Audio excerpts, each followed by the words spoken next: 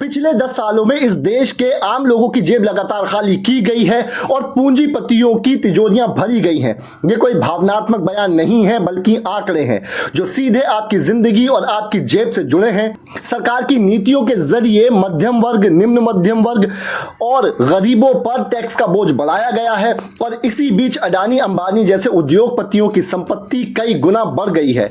अडानी और अंबानी सिर्फ दो नाम नहीं है बल्कि पूरे कॉर्पोरेट जगत का प्रतीक है, जिसमें टाटा और बाकी के उद्योग घराने भी शामिल हैं।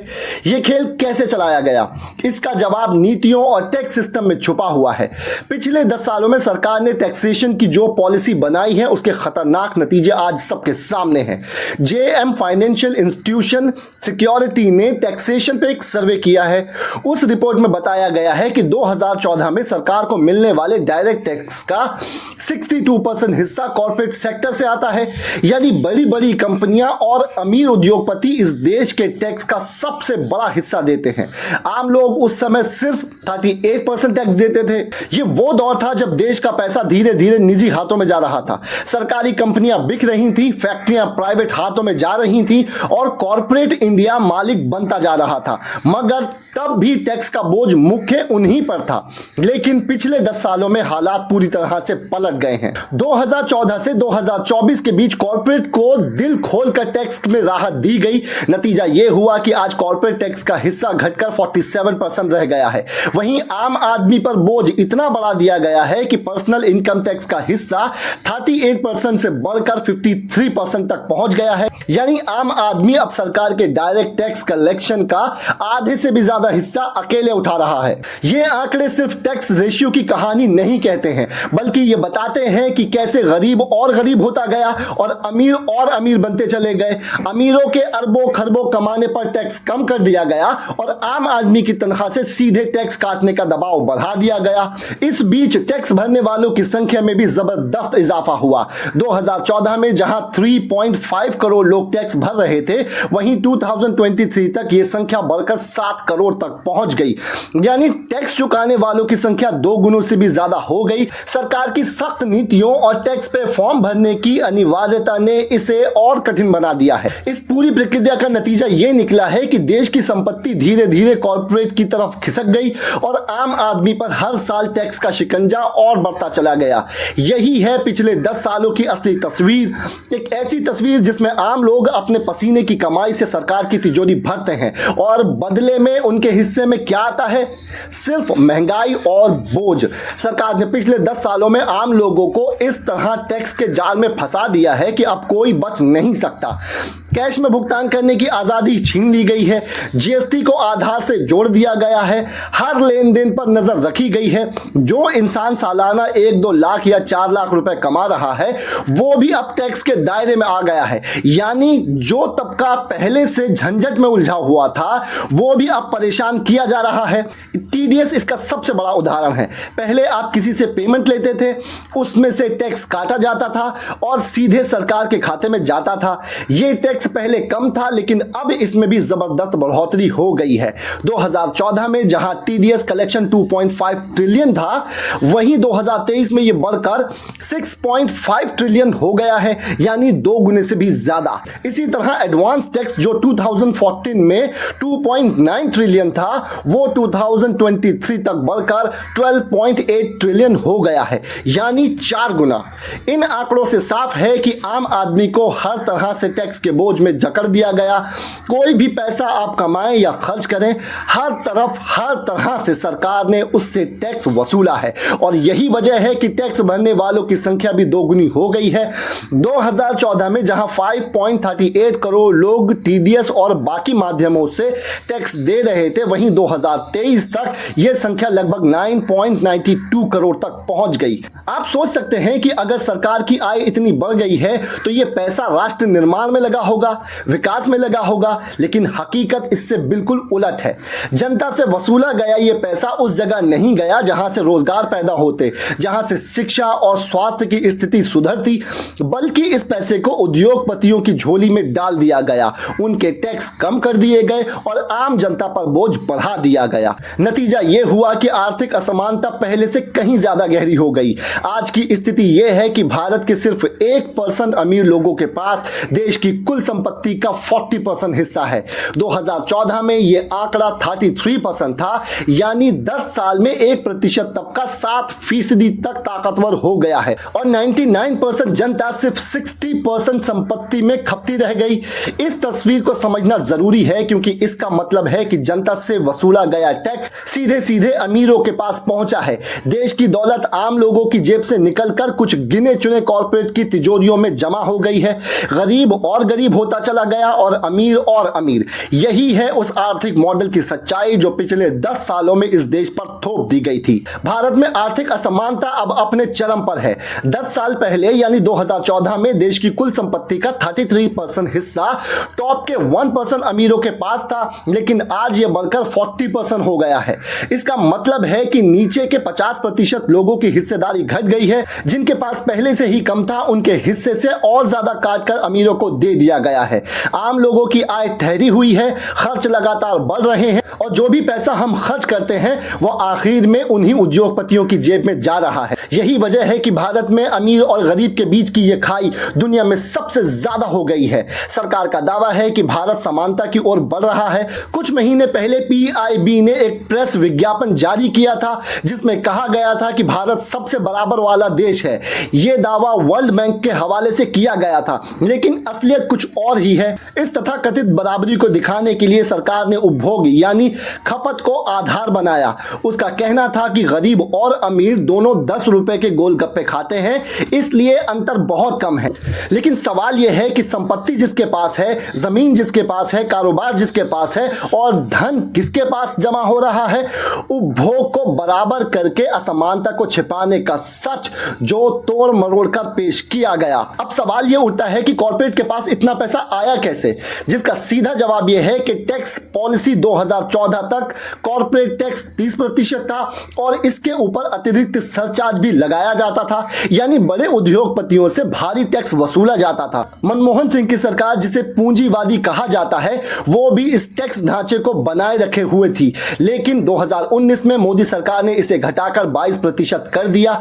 सिर्फ इतना ही नहीं बल्कि नई कंपनियों के लिए इसे और घटा दिया गया, यानी सिर्फ 15% कर दिया गया। यानी जिन लोगों के पास पहले से अरबों खरबों की संपत्ति थी उन्हें भारी राहत दी गई।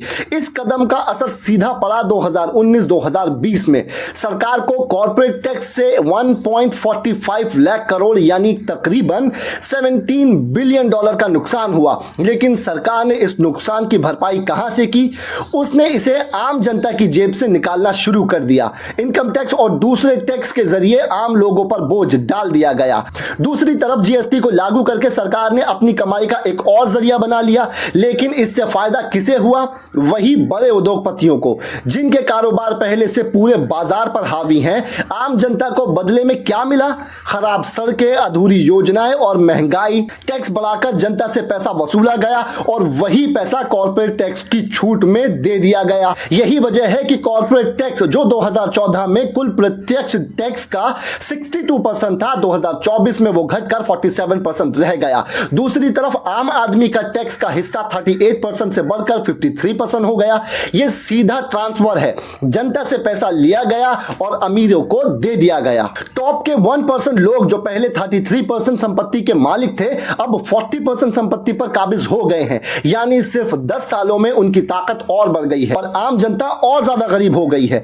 इस हालात का सबसे बड़ा सबूत बेरोजगारी है। अगर सच में टैक्स में मिलने वाला पैसा विकास और रोजगार सृजन में लगाया गया होता तो नीचे तबकों को राहत मिलती, लेकिन हुआ बिल्कुल उल्टा। सरकार और पूंजीपति बार बार ट्रिकल डाउन थ्योरी का हवाला देते हैं कि ऊपर वालों के पास पैसा आएगा तो धीरे धीरे नीचे तक पहुंचेगा, लेकिन यह सिर्फ एक छलावा है। सच्चाई यह है कि पैसा ऊपर गया वहीं जम गया, नीचे वालों तक कभी नहीं पहुंच पाया। यही है पिछले 10 सालों की असली कहानी, एक ऐसी कहानी जिसमें जनता का खून पसीना कॉर्पोरेट की तिजोरियों में गया और वहीं रह गया।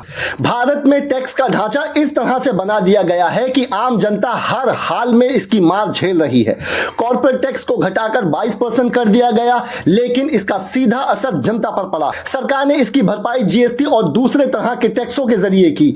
GST ऐसा टैक्स है जो हर व्यक्ति पर लागू होता है, चाहे वो मजदूर हो, 50 रुपए या 100 रुपए प्रतिदिन कमाने वाला हो। उसे अपनी पूरी कमाई खर्च करनी पड़ती है और उस पर GST जीएसटी देना पड़ता है, यानी वो गरीब भी अपनी कमाई का 10% से 18% तक सरकार को दे रहा है।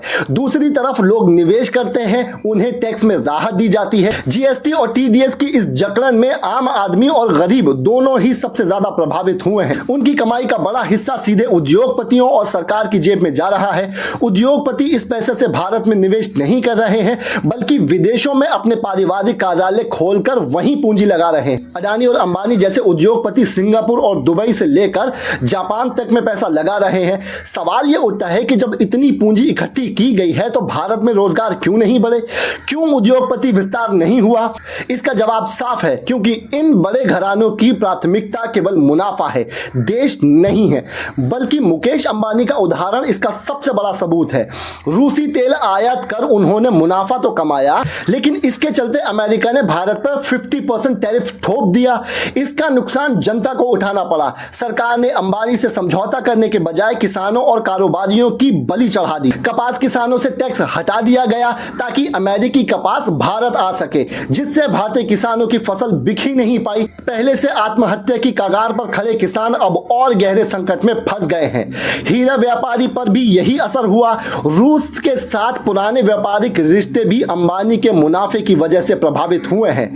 तेल और पेट्रोलियम उत्पादों में भी यही खेल जारी है।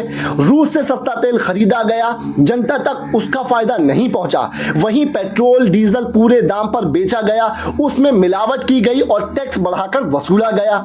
गडकरी ने एथेनॉल को मिलाकर टैक्स का बोझ और बढ़ा दिया। जनता तक न राहत पहुंची और ना ही रोजगार। इस बीच कॉर्पोरेट सेक्टर में स्थायी नौकरियों की संख्या तेजी से कम हो गई है। बड़े उद्योगपति जमीन और टैक्स छूट का फायदा उठा रहे हैं, लेकिन रोजगार के अवसर पैदा नहीं कर रहे हैं। देश का रोजगार ढांचा डिग इकोनॉमी तक सिमट गया है। लाखों लोग अब स्थायी नौकरी की बजाय ठेके पर काम कर रहे हैं।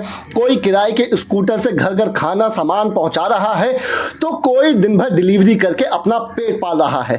कुल मिलाकर हालात ये है कि जनता टैक्स का बोझ उठा रही है, कॉर्पोरेट मुनाफा कमा रहे हैं और रोजगार का ढांचा बिखरता जा रहा है। स्थायी नौकरियां खत्म हो रही हैं और गिग इकोनॉमी पर टिकी अस्थायी आजीविका ही लोगों के लिए सहारा बन गई है। यही है उस आर्थिक ढांचे की असलियत जिसे विकास और सुधार के नाम पर लागू किया गया है।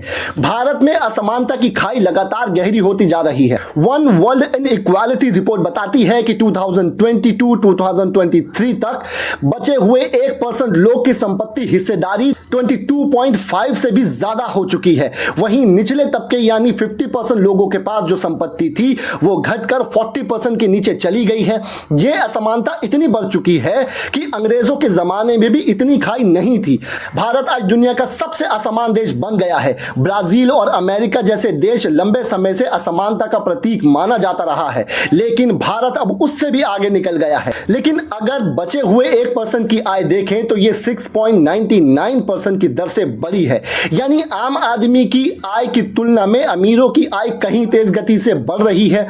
बचे हुए 10% की आय वृद्धि भी 4.2 है, जबकि निचले 50% की 5.92 और सबसे नीचे के 10% की सिर्फ 3.35% है। इन आंकड़ों से साफ पता चलता है कि सबसे निचले तबके की आय वृद्धि बेहद धीमी है और वो लगातार पीछे धकेले जा रहे हैं। गिनी गुणांक की रिपोर्ट जो एसबीआई और विश्व बैंक के आंकड़ों पर आधारित है, ये भी यही बताती है कि असमानता बढ़ रही है। सुधार की जगत हालात और बिगड़ते जा रहे हैं।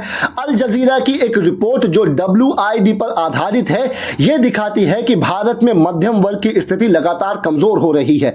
1980 में कुल आय 45% मध्य वर्ग कमाता था, अब यह घटकर सिर्फ 27% रह गई है। इसी तरह निचले वर्ग की हिस्सेदारी 23% से गिरकर 15% हो गई है। इसका मतलब है कि मध्यम वर्ग, निम्न वर्ग और दोनों को आर्थिक रूप से हाशिए पर धकेला जा रहा है। इन हालातों में टैक्स बोझ भी इन्हीं वर्गों पर डाला गया है। जिनकी आय बढ़ रही है, जिन्हें टैक्स में छूट मिल रही है, वही लगातार फायदा उठा रहे हैं। आम जनता, मध्यम वर्ग और गरीब की जेब से निकाला गया पैसा सीधा अमीरों की थैलियों में जा रहा है। यही वजह है कि आज हमारी आय ठहर गई है, लेकिन टैक्स का बोझ कई गुना बढ़ चुका है।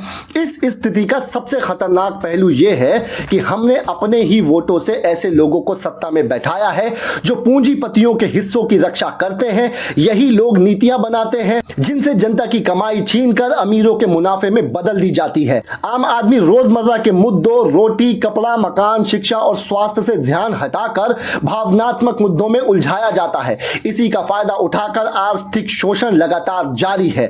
आय और संपत्ति की आय तो पहले ही चौड़ी हो चुकी थी, लेकिन जब खर्च और टैक्स की तरफ देखते हैं तो स्थिति और भी ज्यादा खतरनाक है। टैक्स इतना ज्यादा है कि गरीब और मध्यम वर्ग के लिए बुनियादी जरूरतें पूरी करना भी दिन ब दिन मुश्किल होता जा रहा है। यही वो असली संकट है जो देश के भविष्य को गहरे अंधेरे की तरफ धकेल रहा है। स्वास्थ्य, शिक्षा और बुनियादी जरूरतों पर टैक्स बोझ इतना ज्यादा कर दिया गया है कि कोई भी साधारण आदमी बीमार पड़ जाए तो उसका पूरा घर आर्थिक संकट में डूब जाता है। छोटी छोटी बीमारियों का इलाज भी लाखों रुपयों में पड़ रहा है। बच्चों को पढ़ाना चाहे तो गरीब से गरीब स्कूल भी महीने में 10,000 रुपए तक फीस वसूल रहा है। इसका सबसे बड़ा बोझ मध्यम वर्ग पर पड़ रहा है, जो ना अमीर है और ना ही पूरी तरह से गरीब है, लेकिन हर तरह से पिस रहा है। ऐसे में बुद्धिजीवी वर्ग बहस करते हैं कि नेताओं के लिए भाषा कैसी होनी चाहिए। सवाल यह है कि जो जनता भूख, महंगाई और बेरोजगारी से जूझ रही है, क्या उसकी भाषा और दर्द को आप अनसुना कर देंगे? लोकतंत्र की असली ताकत उस गरीब की झोपड़ी से निकलती है जो हर दिन अपनी मेहनत की कमाई पर टैक्स चुका रहा है। इसलिए जब जनता गुस्से में बोलती है तो उसका गुस्सा जायज है। संसद में बैठे नेता अगर सिर्फ भाषा और आपसी दोस्ती तक सिमटे रहेंगे तो वे उस जनता की आवाज कभी नहीं बन पाएंगे जिसके नाम पर वो सत्ता में पहुंचे हैं। असलियत यही है कि देश पर वही पूंजीपति दलाल और बड़े घराने हावी हैं जो सरकार के साथ मिलकर जनता की मेहनत की कमाई चूस रहे हैं और हम सबको आपस में अलग अलग मुद्दों पर लड़ाई रखते हैं, जबकि असली लड़ाई महंगाई, टैक्स, बेरोजगारी और असमानता की है। आज जरूरत है कि हम समझें, जब तक हमारी कमाई हमसे छीनी जाती रहेगी, तब तक हर चीज पर टैक्स लगाया जाता रहेगा, तब तक हमारी जिंदगी महंगी और बोझिल होती जाएगी। लोकतंत्र तभी मजबूत होगा जब उसकी भाषा, उसकी नीतियों और उसका व्यवहार जनता जैसा होगा। आखिरी सवाल सिर्फ इतना है कि क्या हम अपनी आने वाली पीढ़ियों को यही बोझ और यही असमानता और यही अन्याय सौंपना चाहते हैं, या फिर खड़े होकर ये कहेंगे कि हम और नहीं सह सकते। यही वो संदेश है जिसे हमें दिल से महसूस करना होगा, क्योंकि यही लोकतंत्र की असली आत्मा है।